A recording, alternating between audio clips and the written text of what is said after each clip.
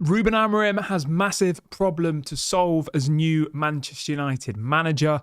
Ruud van Nistelrooy has just got himself a new job in the Premier League, plus also a bit of a preview of Manchester United's Europa League game this evening. Before we get into that though, please do me a small favour, smash a like on today's video. Let's try and see 500 likes on this episode. And if this is your first time watching, don't forget to subscribe, bottom right hand corner. We're very close to 40,000 subscribers. Go and do that right now. But before we get into all of the different news and all the rest of it, I want you guys to let me know your score predictions for the Manchester United versus Bodo Glimt Europa League game tonight. Go in the comment section now. Let me know your thoughts. I'll go in straight away with mine then, shall we? In relation to team news, we can confirm that Lenny Yoro and Harry Maguire are not available, which is a bit disappointing. They were both in training, but apparently they're not ready to play. Which is obviously a slight problem because, you know, when you look at our defensive options, I think Johnny Evans was out of training as well. So in relation to the back three, it's most likely going to be Martinez, De Ligt, and then Lindelof's injured, Maguire's injured, Lenny Yoro's injured, Johnny Evans is injured. So the only option we really have there would either be Luke Shaw as the left-sided centre-back or Mazraoui as the right-sided centre-back. So it will probably be either Luke Shaw as left-sided centre-back, Martinez and De Ligt, or Martinez, De Ligt and Mazraoui. To be honest, I still think that's pretty strong. Like, I'm not that disappointed. I would have liked to have seen Lenny Yoro play, but, you know, at the same time, we should still be beating Bodo Glimt with Martinez, De Ligt and Luke Shaw or Mazraoui. So I'm just a little bit personally disappointed because I want to see Lenny Yoro, but obviously the priority has to be to get Lenny Yoro back to full fitness before they throw him in. In relation to the rest of the team, Kobe Mainoo's back, Mason Mount's back. Most of the other players are back and available. So tonight will be really interesting to see what the lineup is, and I want you to let me know your preferred lineups as well in the comment section. So I'll do mine really, really quickly. Obviously it's going to be Onana in goal. Back three, I would probably go Luke Shaw, Martinez, De Ligt is the back three. But I personally think he'll probably do Martinez as the left-sided centre-back, De Ligt is the central centre-back, and Mazraoui is the right-sided centre-back. I think that probably will be what he'll go for. And then I probably think it will be, I imagine it'll be Dalot as the left wing-back. I don't know if it'll be Ahmad again at right wing-back. Maybe. I want to see Ahmad further up the pitch. I don't like Ahmad as the right wing-back, to be honest, but that might be what he goes with. So let's go with Ahmad as the right wing-back. And then in the midfield, it has to be Ugarte and Mainoo for me. It has to be. And then the front three, I would probably then go with, it's going to be Bruno, I imagine. I would give Mason Mount a game. He needs to play. And I would probably give, Højlund should be playing as the striker. And then the other central attacking midfielder, very difficult. Realistically, you probably should give Xerxes a game. And I know people will be like, oh, Xerxes not very good, but you've got to give him a chance. So I probably would say Xerxes. So this is my preferred lineup. Would be Onana in goal. I'm going to go Luke Shaw as the left-sided centre-back. Martinez, De Ligt. I'm going to go Dalot left wing-back. Ahmad right wing-back. Mainoo, Ugarte. And then we're going to have Bruno, Højlund, Xerxes and Mason Mount. I think that it's a little bit different there. You know, you've got Mainoo starting, you've got Xerxes starting, you've got Mount starting, Højlund starting. It's a very different lineup to what we saw against Ipswich on the weekend. So I personally would go with that. Score prediction-wise, we should be comfortably beating Bodo Glimt, regardless of whether it's Ruben Amorim's second game or not. If we weren't to win tonight, I think it really will damage our chances of automatic qualification in the Europa League. We're 4 games into the Europa League. We've only got 6 points. At the moment, the automatic qualification places, the lowest team in the automatic qualification places is currently on 9 points.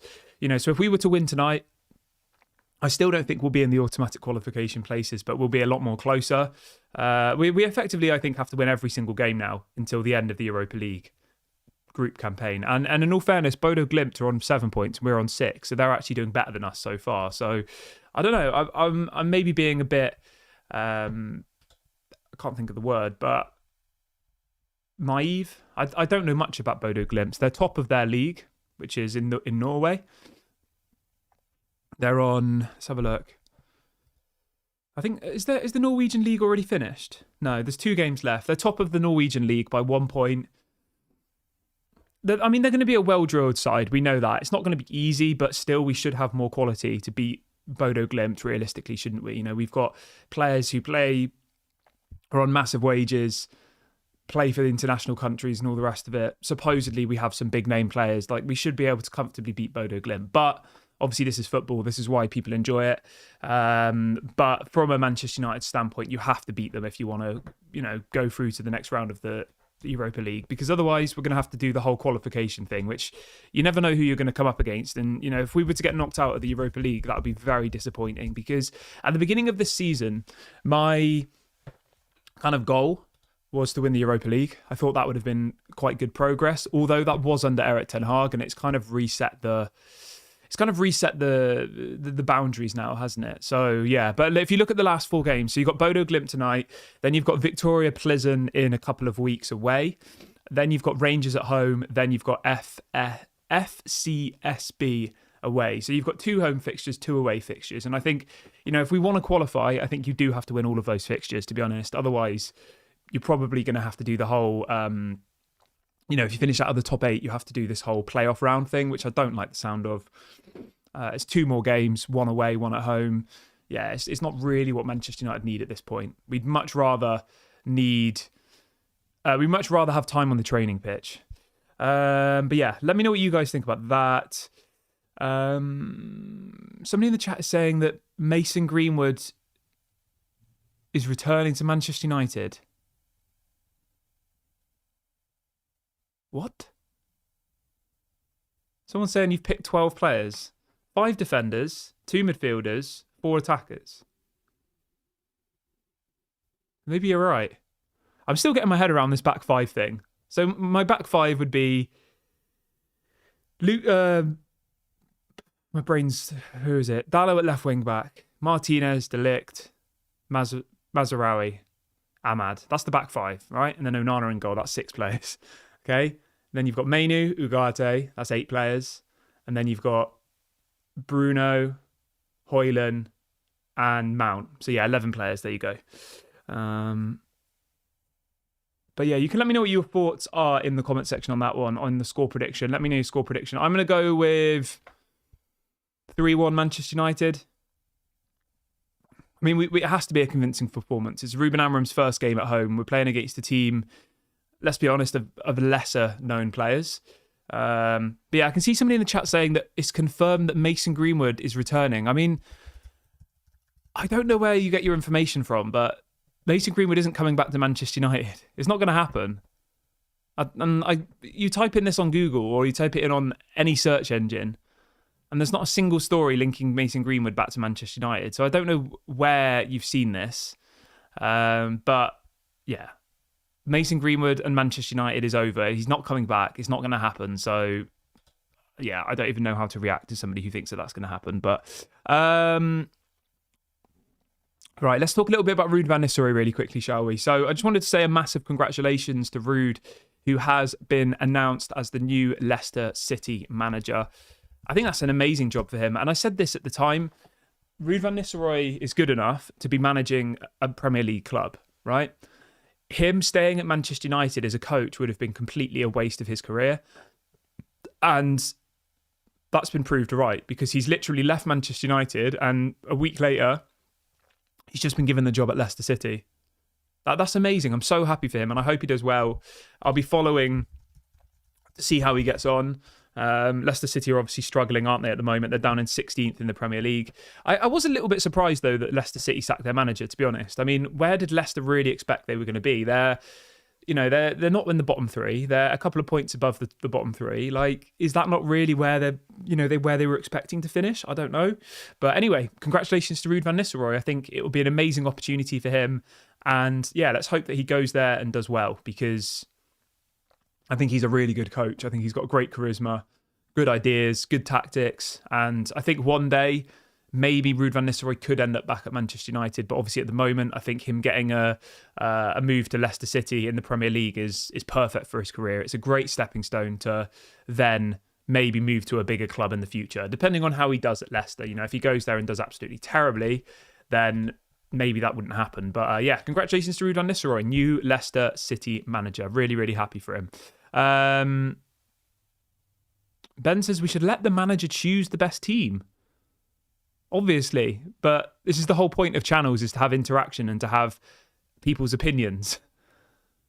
I'm not saying that if Ruben Amorim doesn't pick my team, I'm going to be crying. I'm not one of those people who's like, Amad Diallo has to play. Amad has to play. Like, I'm not that bothered.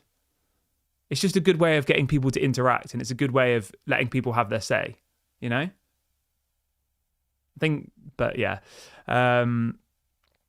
What else have we got? Somebody's saying the formation is more of a 5-2-3 than a 3-4-3. Okay, yeah, that makes sense. It is obviously very new to me. We've never had a 5-back. I think Van Gaal might have done it for a couple of games, and Ollie may have as well, actually. But like, it's definitely new, this whole 5-back thing, isn't it? And it's a bit confusing to get your head around at first, just on where people need to be on the pitch. And you can see that with the players. Half the time, in that Ipswich game, they didn't look like they knew where they were supposed to be. You know, there'll be certain times where people would play the ball and there would be nobody there. And like, it's going to take a while for them to kind of get used to where they're supposed to be positionally and where the ball's going to be and all the rest of it. But yeah, let's move on from that. And let's talk a little bit about this problem that Ruben Amorim needs to solve. Because this was the same problem with Erik ten Hag. And this problem is this: scoring goals. We have such a problem in front of goal, right? Especially under Erik ten Hag. I think we created the most chances out of any team in the Premier League, and we scored the least amount of goals. And the question is, how does Ruben Amorim solve this problem? Does he need to bring in a new striker? Does he need to change the formation? Not the formation, change the lineup. Like, how do we unlock our attacking players? Because they do have the quality, some of them. They do have, the potential. Rasmus Højlund definitely has the potential. He has, the ability. But how do we unlock it? How do we get them to score? How do we become a free-flowing team that are banging in the goals? Because we just haven't really been that for a very, very long time. Is it because they don't pass the ball to each other? Is it because their first thought is always to run at their players and shoot? How do we do that? How do we train these players to play a team game and to understand that getting an assist is just as important as getting a goal? That's how they should be thinking. But at the moment, I think most of these players, especially under Erik ten Hag, were playing for themselves. They weren't playing for the team. They weren't playing for the manager. And now Ruben Amorim has got this really tough job of trying to get these players to understand that it's a team game and that if Man United win, they all win. It doesn't matter whether they score or not. And I think that's probably the hardest thing that Ruben Amorim's got to do. Somebody in the chat says we need to buy new attackers to solve this problem. I would probably agree with you there. I think, our striking situation is quite limited at the moment. I know we've got Højlund, but he seems to be injured a lot of the time for me. Or he seems to be wrapped up with cotton wool. He'll play 60 minutes of a game and can't play the whole match. Or sometimes doesn't even get picked. So yeah, I think, bringing in some more attackers is definitely something we need to do. But at the same time, as people have said many times before, you could go and sign Erling Haaland and Kylian Mbappe tomorrow and whoever else, and Lewandowski and whoever else you think are good strikers, top strikers. But if they're not going to get the ball, if they're not going to get passes to them, then they're not going to score, are they? And that's been the biggest problem, I think, is the wingers' inability to pass the ball. Yeah. What else have we got in the chat here? Oh yeah, this is a good thing to talk about. Somebody's talking about the ticket prices. Really good point. I wanted to talk about this. So I don't know if people have seen, but Ineos have put the ticket prices up for Manchester United. So if you want to go to Old Trafford, before you could get tickets for around £40. That was kind of the cheapest, which I think is pretty reasonable when you compare to other teams. The children's tickets were about £20, which again is good. You want to encourage young Manchester United fans to come to Old Trafford. You want to encourage families to be able to afford to bring their kids, But they've just announced yesterday that from today onwards, ticket prices at Old Trafford, the cheapest ticket will be £66. And for a child, it will also be £66, which I think is crazy. And somebody worked out yesterday, I saw on Twitter, that for the rest of this season, based on the allocation, just to be clear as well, most of the tickets are way more than £66, right? But the very, very cheapest now is £66. And that'll be where you're sat, like literally in the top of the stadium where you can barely see the pitch. If you want to be like pitch side, it'll probably be closer to 100. But yeah, so £66 a ticket. And somebody worked out on Twitter yesterday that if you work out how many games we've got at home left this season and work out the price difference, this increase in ticket prices only brings in about another £1 million in revenue per season. But what it does do is it alienates parts of the fan base, because say you want to go to the football with your child, right? And I don't know, say it's a parent and a child, and the tickets have gone from £40 each to £66 each. Okay, it's gone from £80 for 2 tickets to nearly £140. So it's gone up about £60 if you were to say take your child to a Manchester United game, which for most people, that's not going to be affordable. You know, when you think of all the rest of it, you think of, I don't know, food on the day, you think of getting the bus to the ground, you think all the rest of it, whatever other things involved in a day out. So I'm a little bit confused by this, because they're putting up a lot of prices in lots of different areas.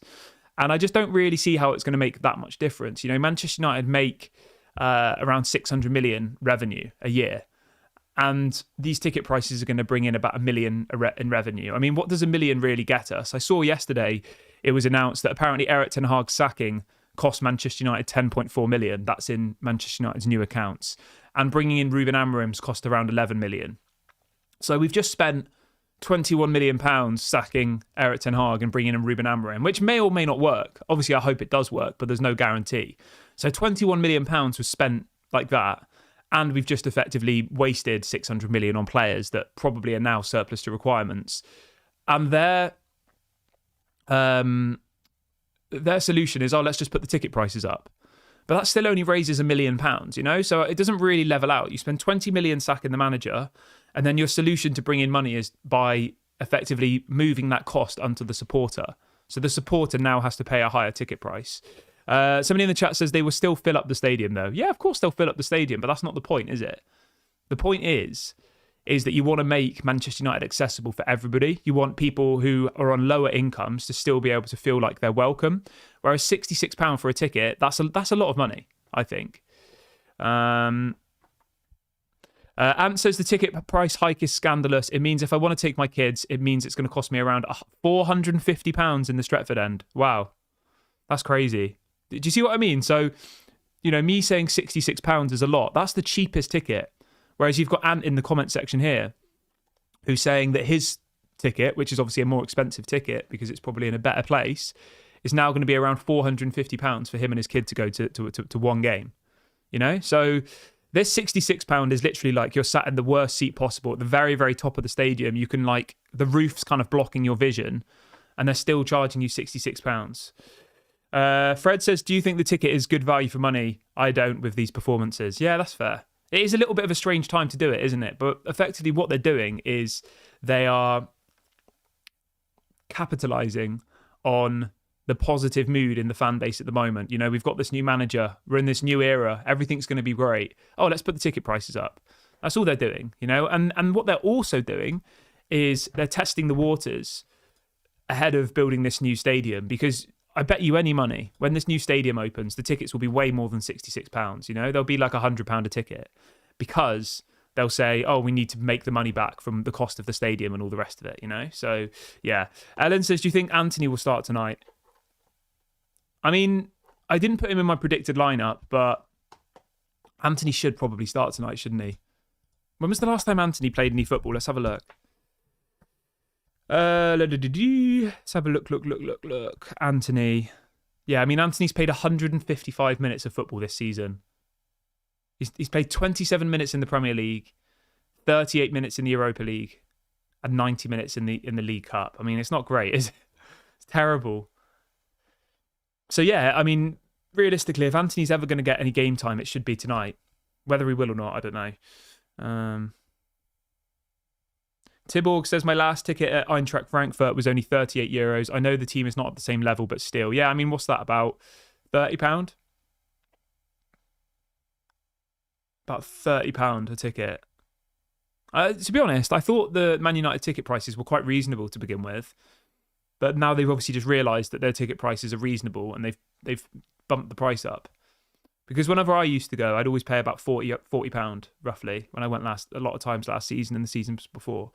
Whereas £66, you know, for me, £66 plus obviously you've got a train.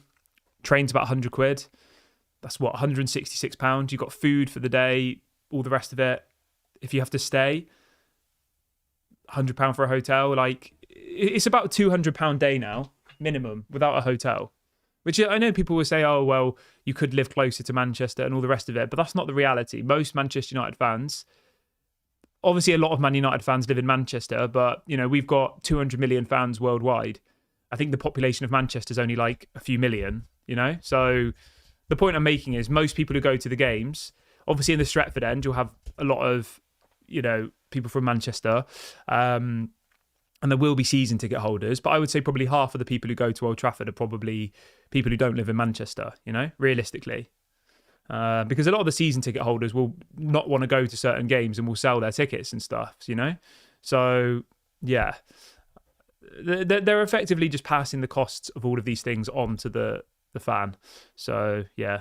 Right, I'm going to wrap the video up here. I will be back live after the game tonight. Let's hope and pray we get a win tonight. Let's hope we get a good performance in Ruben Amorim's first home game. We need to win tonight if we're going to go through to the next round of the Europa League. But thank you very much for watching. Don't forget to drop a like before you leave. Leave a comment, subscribe. This has been Daily Red Devil. I'll speak to you all later. Bye for now. Oh,